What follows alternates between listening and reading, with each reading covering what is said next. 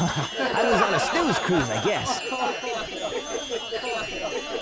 Good thing you're okay. You just saw the car. Hey, and welcome to A Game for Your Thoughts. Today we're talking about Sonic Adventure DX. Sonic Adventure DX is the definitive version of Sonic Adventure, and it was actually the first 3D Sonic game, and it's something. So let's talk about it. So the story of Sonic Adventure follows several characters as they experience the same story. So Dr. Eggman, he's found and released this demon called Chaos, and now he's in search of the Chaos Emeralds to make Chaos perfect so that he can take over the world. And so Sonic and his friends are in search of the Chaos Emeralds to stop Chaos and Dr. Eggman.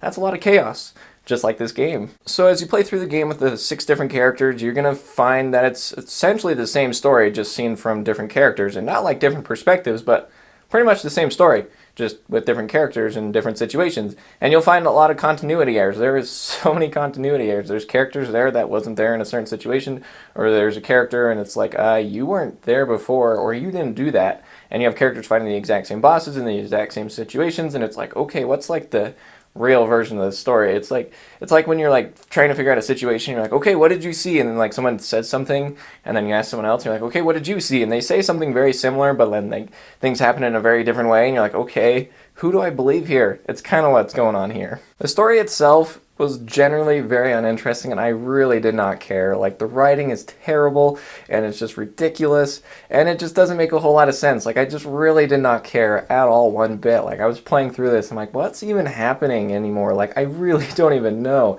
It's just so convoluted and confusing, and the writing is so poor, and you just really don't know what's going on or really where to go. It's so bizarre, and it's kind of funny, actually. Like, you're just like, what is happening? What is going on here? There's 6 different characters telling the exact same story, and I still have no clue what happened by the end of it. It's so weird. And that kind of covers it for the story. I just really didn't care. The writing is ridiculously lame, and it just is so weird and just uninteresting, but the writing is so bad that it's funny. Like, you're laughing the whole time through, and it's just like, what? What is this? It's the weirdest thing ever. And I don't care about the story in this game. It's so bad, but it's so funny and lame in all the wrong ways. So for the gameplay, each character plays very different from each other, and each one has different kinds of levels. So Sonic's levels are all about going so ridiculously fast, you have no clue what's going on. Tails is about racing against some other character to get to this goal. Knuckles is a terrible game of hot and cold that's just so lame. Amy's is about escaping a robot, and it literally lasts for like 2 levels. Amy takes like 20 minutes to blow through. It's ridiculous. And then Big the Cat, oh god. Big the Cat is the worst fishing game ever made. It's real. It's in front of your face. You can get it. Oh. Grab it. Grab it. Is that a hit? Ah! And then you have Gamma, the completely forgettable robot who's going through a midlife crisis, whose levels are run and gun against the timer, and that's kind of covers the gameplay. I really did appreciate that each character played very different, mostly because once you play as one character, you play like 2 levels, and you're like, okay, I get it, and you kind of get bored. And then all of a sudden their story just kind of ends, and you're just like, oh, okay, it's over. I guess. It's the weirdest thing ever. But there is a lot of variety in the gameplay and the types of levels you see and stuff like that, which it's really nice because there's a lot of variety, but there's almost too much variety. Like, Sonic's levels are all over the place. Like, you have like a running level, and then all of a sudden you're playing pinball, and then you have like another running level, and then all of a sudden you're like flying in Tails' ship and shooting down guys, and it's just like, it's all over the place. Like, this game doesn't know what it wants to be, and it's ridiculous. It's funny. Peppered throughout this game are several boss fights, and thank God that they only last like a minute. They're like the shortest boss fights ever. It's so bad, and it's really awesome because you get to this boss fight, and there's certain ones like against like different characters, and they take like 2 seconds. Like, all of a sudden you're just like, wait, that was it? It's like the timer's like 10 seconds, and you're like, really? 10 seconds? And then there's the Chaos boss fights, which you fight the same boss just with different characters and using kind of different tactics and situations. And those are a little bit more polished, but polished isn't the right word because this game doesn't have any polish at all. And it's just ridiculous because those are like the best fights, and even those aren't very good. In between the levels and boss fights, you have like this exploration open world area of Station Square and the surrounding areas, and they're very confusing if you don't know where to go. Once you kind of get the feel for it, you're like, oh, okay, I kind of see where I'm going. And there's also a map, but it's like kind of tucked away and it never tells you about it.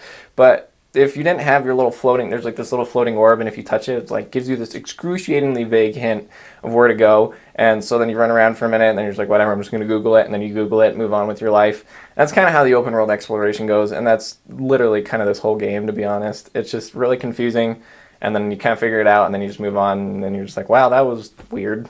But don't worry, that's as bad as this game gets. Oh, I forgot about the graphics, the technical issues, the animations, and the voice acting. So let's talk about those, because why not? The environments are very blurry and just not very interesting. They're actually kind of harmful to the eyes. There's sometimes you're just like, what am I even looking at? What is this supposed to be? The character models are crazy blocky, especially the non-player characters walking around the open world. Like, they were just like, look like Lego people. They're that blocky. It's really bad, but it's good. It's funny. And then there's the talking animations, and oh my gosh, the animations in this game are ridiculous. Like, these characters' faces are like going crazy just to say like, ah.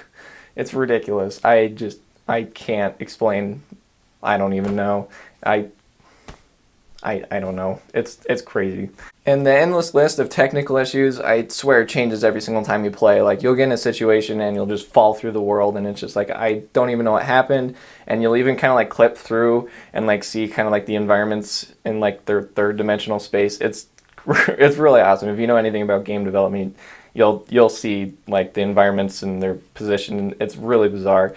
And then like the myriad of technical issues, like the list just goes on forever. And I feel like in my playthrough, those are kind of the only two I saw, but in several other playthroughs, you'll find many other different things. Everyone I talk to, they always have something different. Like, oh, dude, I had this happen. I was like, I didn't have that happen. I wish I would have, though, because that's hilarious. And speaking of weird things, which is kind of this whole game, one of the biggest and weirdest things are, like, the talking animation and the voice acting itself are not, like, synced up. And so, like, the character's mouth will, like, be still moving, and, like, the voice acting ended, like, several seconds ago.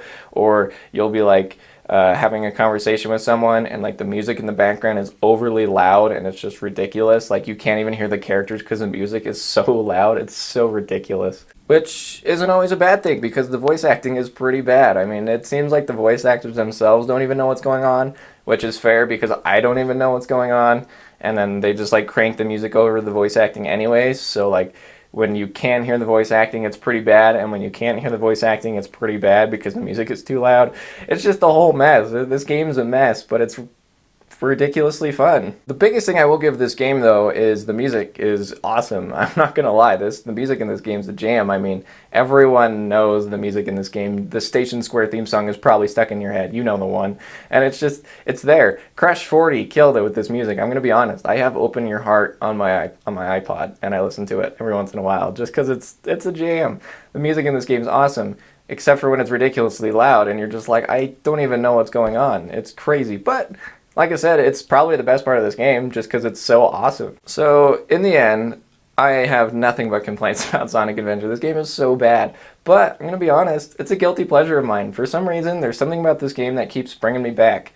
Like, I played it as a kid a bunch, and I was like, oh wow, this, like, even as a kid, like, this game's bad. And especially, like, oh my gosh, certain sections. But, like, looking at it in like a very analytical point, I have nothing but complaints. The only thing that I'm like, okay, that was cool, is the music, and I can do that separately. I don't have to play the game to get the music. I can go and download it or listen to it on YouTube, and it's awesome. But in the end, this game's a very guilty pleasure of mine. This game is so bad, but for some reason keeps bringing me back. It's one of the most prime examples of it's so bad it's good, because this game is all bad, but for some reason it's entertaining to play as. I just don't care to play it, but for some reason I still feel incentive to sit down and play. I'm like, I kind of want to play Sonic Adventure right now. I'm not gonna lie. It's the weirdest thing ever. It's so bad, it's good. It's a guilty pleasure. I mean, you're gonna laugh your way through this game the whole time. It's supposed to be like serious, but like it's not at all. You're gonna laugh every time something ridiculous happens. One of the characters says some ridiculous line. You're like, what? Or you're gonna laugh when Sonic does like his weird like thumbs up at the end of the level. It's ridiculous. And then when Big the cat shows up and does like his like he calls for Froggy in his stupid voice, and it's just like, oh my gosh, what am I doing? What am I playing? Oh, there's Froggy. Looks like he needs my help.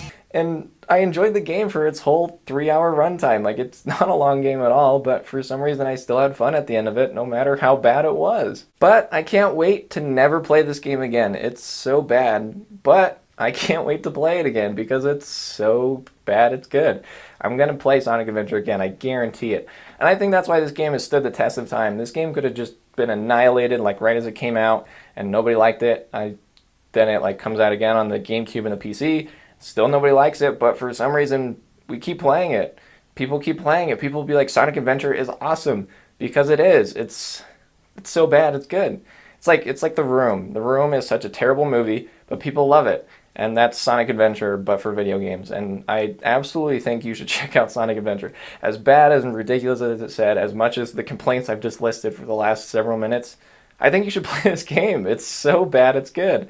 And it's absolutely worth your time because you're just going to have so much fun with it. It's just something you can just sit down, have a laugh, put on some stupid show in the background and play it, or just have some friends over and just have a laugh. It's ridiculous, but it's so good. So yeah, in the end, go check out Sonic Adventure. There's a reason this game still is like popular, because it's so bad it's good. People love it. And I'm going to be honest, I love it too. It's a guilty pleasure of mine, and I cannot wait to play Sonic Adventure again for some reason. Hey, thanks for watching my video. I hope you liked it. I know I complained about this game a lot, and basically what everyone else has always said, but I feel like I had some fun things to say and just kind of have fun with this one. So hopefully you have kind of the same feelings about Sonic Adventure. If you think this game is absolutely perfect in every single way and there's nothing wrong with it, please explain. I would love to hear that. That would be so amazing. So if you liked what you saw here and you want to go check out more, don't forget to like, subscribe, and hit the bell to get notified every time I post a new video. And down in the comments, if you want to tell me what your favorite Sonic Adventure game is, Sonic Adventure 1 or 2, I'd definitely say 2 is far better. But 1 has some redeeming qualities. So let me know which one's your favorite. And if you want to check out more of my stuff, head over to twitch.tv/agameforyourthoughts. I'm streaming there all the time, and I'd love to see you there. So thanks for watching the video. I hope you liked it, and we'll catch you guys next time on A Game for Your Thoughts. Thanks for watching.